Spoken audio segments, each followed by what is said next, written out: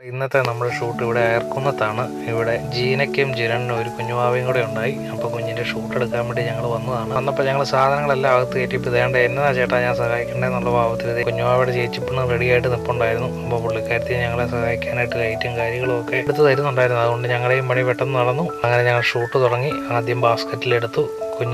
കുഞ്ഞ് നല്ലപോലെ സഹകരിക്കുന്നുണ്ടായിരുന്നു. അപ്പം പുള്ളിക്കാരൻ നല്ലപോലെ ഉറക്കത്തിലായിരുന്നു. അതുകൊണ്ട് നന്നായിട്ട് എടുക്കാൻ പറ്റി.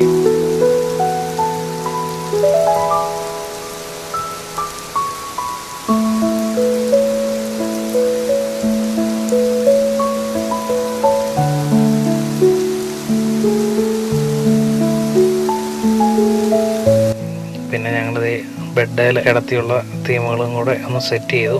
അത് കഴിഞ്ഞ് പുള്ളി ഇത് എഴുന്നേൽപ്പിച്ച് ഒന്ന് കൈയൊക്കെ ഒന്ന് അഴിച്ച് പോസ് ചെയ്യിക്കാനായിട്ട് ഞങ്ങളങ്ങ് നോക്കി. എന്നാ വേണേൽ ചെയ്തോ ചേട്ടാന്നും പറഞ്ഞുകൊണ്ട് പുള്ളി ആ കിടക്കുമായിരുന്നു. അതുകൊണ്ട് തന്നെ നമുക്ക് നല്ലപോലെ എടുക്കാൻ പറ്റി. അപ്പം നീ പേടിക്കണ്ട കൊച്ചെന്നും പറഞ്ഞുകൊണ്ട് ഇതേ കൊച്ചിൻ്റെ അപ്പനും കൂടെ അവിടെ അടുത്ത് വന്ന് സപ്പോർട്ടായിട്ട് നിൽപ്പുണ്ടായിരുന്നു. അങ്ങനെ കുഞ്ഞിൻ്റെ ആ ഫോട്ടോ സെഷനും കഴിഞ്ഞ് നമ്മളിതേ ബെഡിൽ കിടത്തിയും കൂടെ എടുക്കുന്ന ഒരു ഫോസും കൂടെ നമ്മളങ്ങ് എടുത്തു.